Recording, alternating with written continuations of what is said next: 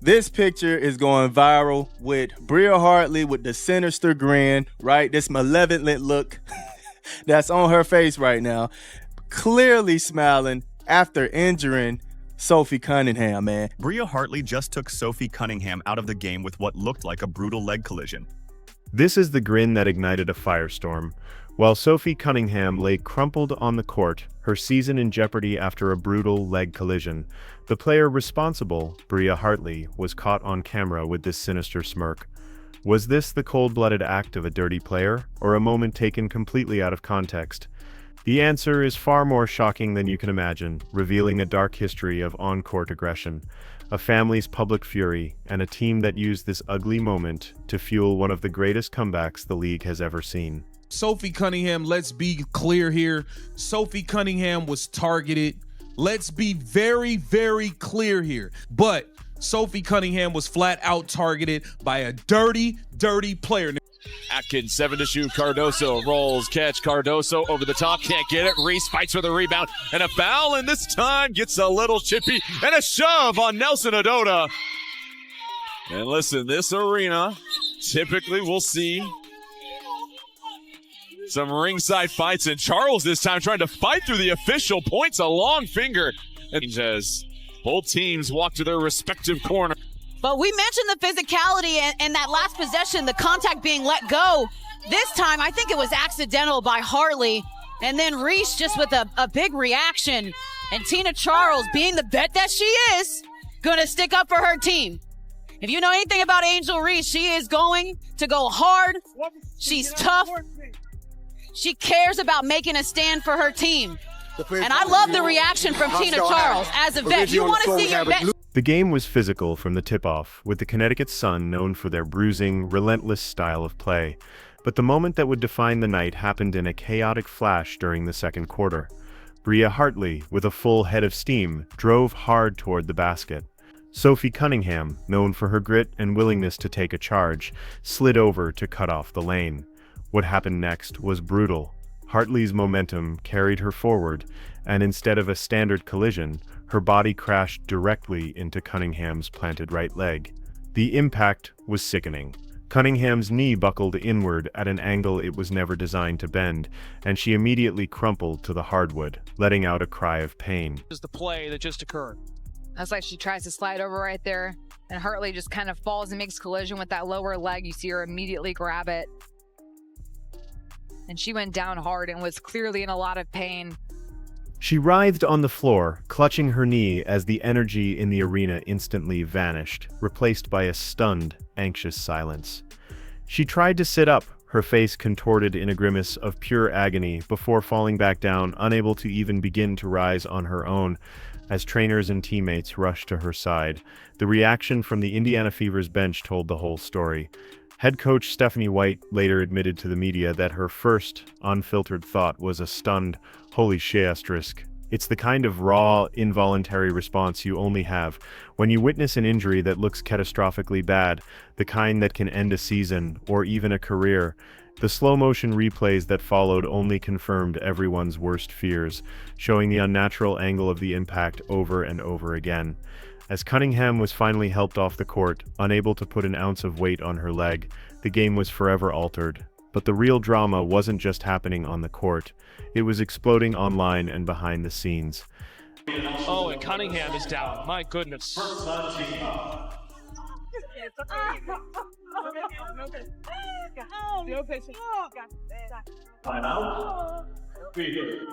Chippy.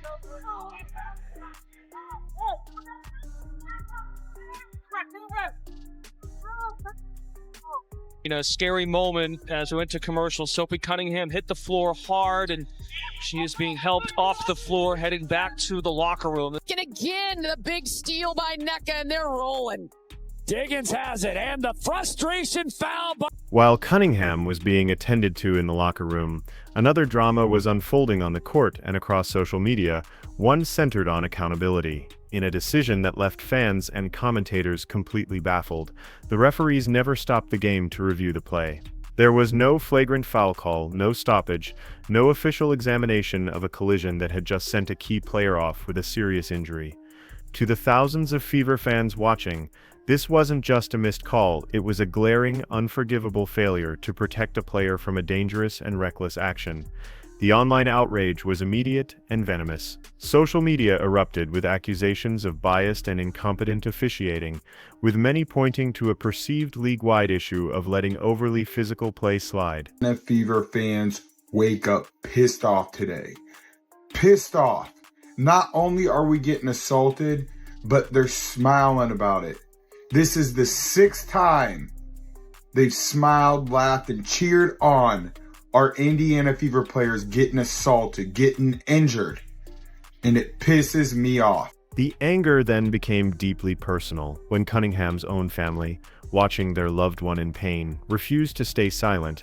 Her sister, Lindsay, took to social media to blast the league's inconsistent officiating, pointing out the hypocrisy of a system that fines players for speaking out while allowing dangerous plays to go unpunished. Her mother, Paula, went even further in a now-deleted post. She personally called out Bria Hartley, accusing her of being an out-of-control player with a history of hurting people. Their raw, unfiltered frustration mirrored the feelings of an entire fan base who felt their player had been targeted and then utterly abandoned by the officials sworn to protect her. The family's public outcry transformed a controversial play into a personal feud, adding a layer of raw emotion that the league couldn't ignore. And just as that firestorm began to rage, a single damning image was about to pour a tanker of gasoline on the flames. Bria Hartley deserves zero benefit of the doubt. And Sophie Cunningham's family not too happy. I believe An assassin, Kelsey Mitchell, has a new career high.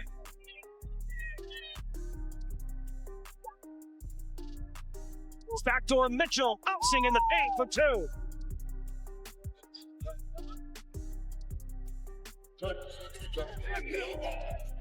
Kelsey Mitchell, the big is matched up. Mitchell squeezing through for 2 at the fall.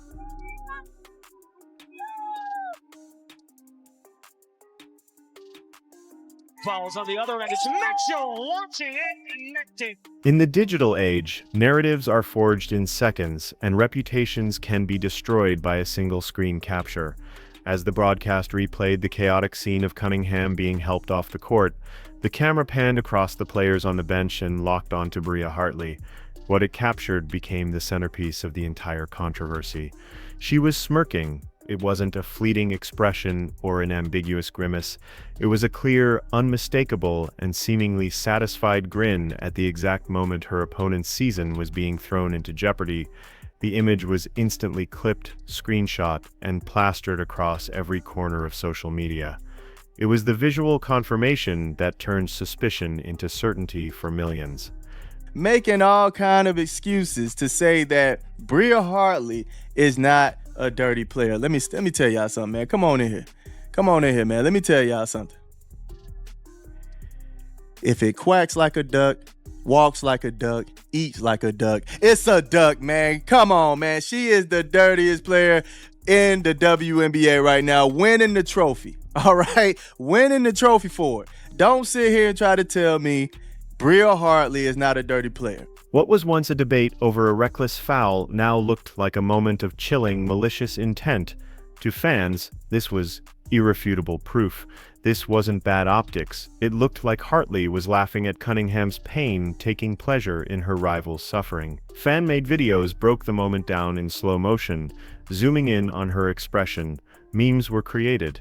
The clip became an exhibit in the court of public opinion, and the verdict was swift and brutal. The narrative was set in stone. Bria Hartley was the league's newest villain, and this was a dirty play, pure and simple. Her grin, broadcast for the world to see, had become the face of unsportsmanlike conduct. Listen, Sophie Cunningham was targeted, y'all. I'm telling you right now, Sophie Cunningham was targeted by Bria Hartley, and it just is what it is. It is what it is. I don't want to sit here and play games and act like, you know, she wasn't. She was targeted by Bria Hartley, and that's just the fact of the matter. And people can act like it's not all they want. I told you guys this girl was a dirty player, and that's all she did today was show how dirty she is. For a player with a pristine record, a smirk might be dismissed as a misunderstanding, a reaction to something else, caught at the wrong time. But Bria Hartley did not have a pristine record. In fact, for many fans, this incident felt like the predictable and ugly culmination of a long, troubling pattern of on-court aggression. As the image of her smile went viral, fans immediately began compiling a digital rap sheet of her past transgressions, and what they found painted a disturbing picture. One of the most glaring examples had occurred earlier in the year, when she was caught on camera yanking the hair of Chicago Sky star Angel Reese during a rebound battle. The act was so blatant and unnecessary that it nearly sparked a bench-clearing brawl. Now look, you can tell Bria Hartley, in my opinion, she launched herself into her knee. She did. And I've seen some of the reaction online, and guys, it's despicable. It really is. There's a lot of people celebrating this injury. And guess what? You can imagine who it is. It's members of the old WNBA fandom, the ones that root for Paige Beckers and Angel Reese and Asia Wilson and all the usual damn suspects. In another game, she got into a heated scuffle with Rebecca Allen that was so intense it led to her ejection. Her history is littered with reports of other dust-ups, from overly aggressive box-outs to confrontations with players like Skylar Diggins-Smith, creating a clear and undeniable pattern in the public eye. None of these incidents alone defined her career, but when strung together, they created a reputation that was impossible to defend. She was seen as an instigator, someone who consistently crossed the line between tough physical play and outright dirty tactics. So when the clip of her smiling after Cunningham's devastating injury surfaced, people didn't see it as an isolated mistake. They saw it as damning confirmation of what they already believed. Bria Hartley was a repeat offender who played with a reckless disregard for her opponent's safety, and she seemingly felt no remorse. This is Bria Hartley right here, grinning from ear to ear with Sophie Cunningham smiling. I mean, that's despicable, folks. There's no other way to look at it. Yeah, how about this right here? That chick grinning after Caitlin Clark got slammed to the ground. And then this chick. I mean, really? Unbelievable. While Hartley's reputation was being torn apart online, her opponents, the Indiana Fever, were being systemically dismantled on the court. The injury cast a dark shadow over the Indiana bench, and the team's spirit seemed to leave the building along with Sophie Cunningham. They were already a squad held together by tape and sheer will. Their sensational superstar rookie, Caitlin Clark, was already sidelined. Key rotational players like Ari McDonald and Sydney Colson were out for the year with their own long-term injuries. The roster was stretched dangerously thin. Now, with Cunningham, one of their emotional leaders and toughest defenders, gone with a serious knee injury, the team looked completely and utterly broken. An assassin! Kelsey Mitchell! Every game is a home game! Listen to the crowd in Connecticut! Final score in overtime! Fever 99, Sun 93! And Indiana completes the greatest comeback in franchise history! The scoreboard became a monument to their misery. The 21-point deficit felt more like 100. Against the physical and relentless Connecticut Sun, the game seemed hopelessly out of reach. Their season, once filled with so much promise, felt like it was on life support, hanging by the thinnest of threads. You could see the despair in their body language. Shoulders slumped, communication faltered. It was the unraveling point, the moment where most teams would simply give up, pack it in, and accept their grim fate. It was, without a doubt, the darkest and most demoralizing moment of their entire season, but sometimes it is only in the deepest darkness that you can see the brightest stars.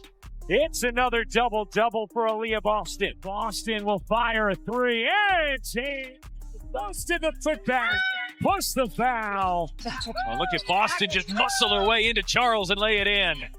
Boston deep position. Boston pretty spin. Back to Boston, who ties the game. Boston now with her 15th double-double of the year. That's a new Fever franchise record.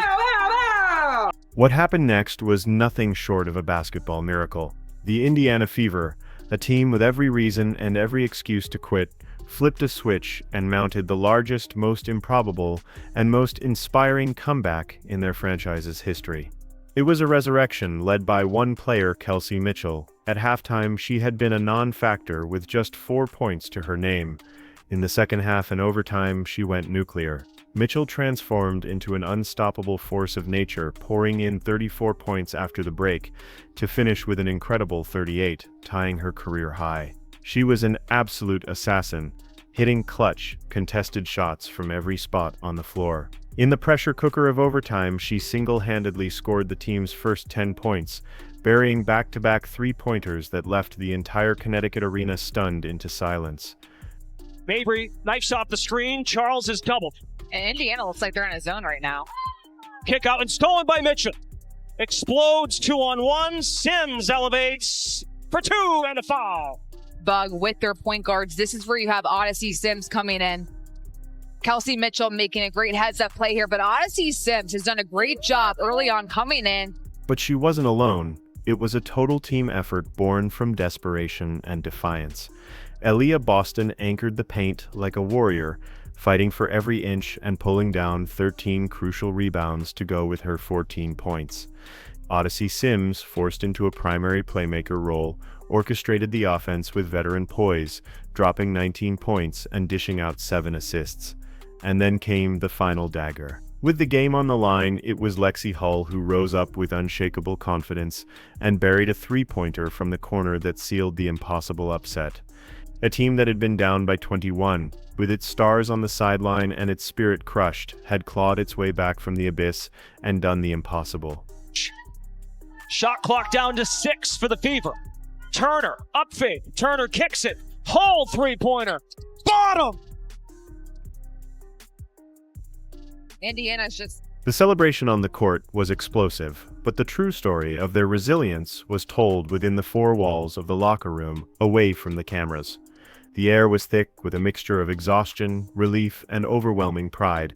Coach Stephanie White stood before her team, her voice heavy with emotion. She told them this win was about more than just erasing a deficit. It was about defining who they were. It was about grit, heart, and a refusal to be broken by circumstances that would have shattered a lesser team. "We will never, ever be counted out," she told them, her voice cracking with pride. That powerful message of unity echoed far beyond the locker room walls. I'm so proud of you. I'm proud of you too. Proud of you. I'm so proud of you guys. From afar, the absent Caitlin Clark was watching intently. She tweeted a simple but powerful message: battled, battled, battled. So proud, it was the validation her teammates needed, proof that even in her absence, she was with them in spirit, celebrating their fight. But perhaps the most powerful message came from Sophie Cunningham herself. Lying somewhere in the depths of the arena, her season hanging in the balance, she tweeted, "Kelsey freaking Mitchell." In that moment, she chose to celebrate her teammates' incredible performance over her own devastating setback. It was a selfless act that spoke volumes about the team's culture, a culture of unity forged in the fires of extreme adversity. That night, they weren't just a collection of players, they were a family that refused to let one of their own fall without fighting back with everything they had. We will never be counted out because that is worth gold. By the next morning, the story had escaped the confines of fan forums and social media. It was now a national headline, dissected and debated on major sports networks like ESPN and Fox Sports. Pundits and analysts condemned the play, with many calling Hartley's actions indefensible. The smirk was no longer just a meme. It was Exhibit A in a broader conversation about the state of physicality and officiating in the WNBA. The pressure began to mount squarely on the shoulders of the league office and its commissioner, Kathy Engelbert. Fans, players' families, and now the media were all demanding a response. They wanted an investigation, a statement, and most of all, a suspension. First and foremost, they're good human beings. You know, they're selfless, they're tough, They don't care who gets the credit. They don't care whose day it is. They got something inside of them that you just can't teach. And, you know, they bring it out of each other. And it allows us to go through these incredibly tough times that we're going through, and always gives us a chance. But in the critical hours that followed, the league's response was deafening silence. There was no immediate statement condemning the play, no announcement of a review, nothing to placate the growing outrage. This inaction only fueled the fire, making the WNBA itself a target of criticism. Many saw it as another example of the league failing to protect its players and control the narrative during a period of unprecedented growth. With more eyes on the WNBA than ever before, thanks in large part to the Caitlin Clark effect, every controversial call and non-call was being scrutinized under a microscope. This incident wasn't just a bad look, it was a crisis of credibility at a time when the league could least afford one. And while the world debated, two futures hung in the balance: Sophie Cunningham's health and Bria Hartley's career. Breezy, you are the consummate professional. We love you. We appreciate you. You are huge. Finally, the news that the entire Fever fanbase had been dreading arrived. The results of the MRI on Sophie Cunningham's knee were in. She had suffered a sprained MCL. While it wasn't the season-ending catastrophe many had feared, it was still a significant blow, sidelining one of the team's toughest players for several weeks during a critical playoff push. The next shoe to drop was the league's official ruling on Bria Hartley. After all the outrage, the video evidence, and the public outcry, the WNBA announced its decision: no suspension, no fine, not even an upgraded flagrant foul. For many, it was the final insult. The league's refusal to punish Hartley was seen as a complete validation of every criticism leveled against the officiating and the administration. And I'm just so incredibly proud of them for continuing to believe, for continuing to pull together, for continuing to step up. I mean, every single person on this roster impacts winning for us. And every single person on this roster is valued for how they impact winning, whether they play a second or not. They give and give and give to this team. And I'm thankful for this group. This lack of consequences, however, created an unexpected silver lining for the Indiana Fever. The perceived injustice galvanized them. This incident, as ugly as it was, became a defining moment. It was no longer just a game, it was a battle against adversity, both on and off the court. The comeback win wasn't just a fluke, it was proof of their identity. They were a team that wouldn't break, a team that could absorb a devastating blow and come back stronger. Losing Cunningham hurt, but the belief they gained that night was invaluable. They had stared into the abyss of a lost season and spit in its face, forging a bond that would carry them through the challenges that lay ahead. So we are left with two conflicting, powerful stories born from one ugly moment. On one side, there is the lingering controversy surrounding Bria Hartley. Her smirk, combined with her history of aggressive play, has left her cast as a villain in a narrative about player safety and sportsmanship. The incident has intensified calls for the league to act, with fans, family members, and the media all demanding accountability. The pressure is now on the WNBA to decide if a suspension is warranted, a decision that could set a major precedent for how it handles reckless play moving forward. But on the other side is the incredible, inspiring story of the Indiana Fever's resilience. Their legendary comeback was more than just a win. It was a public declaration of their identity, revealed not in headlines or stats, but in how they stood together when everything pointed the other way. The saga leaves us with burning questions. Should Bria Hartley face a suspension for a play that injured an opponent, especially given her past? And how should the WNBA better protect its stars from a rising tide of physicality? But perhaps the biggest question is about the nature of a team's heart. Does this legendary comeback prove that the strongest teams are forged not in victory, but in moments of extreme adversity, when they are counted out, broken down, and have nothing left to rely on but each other?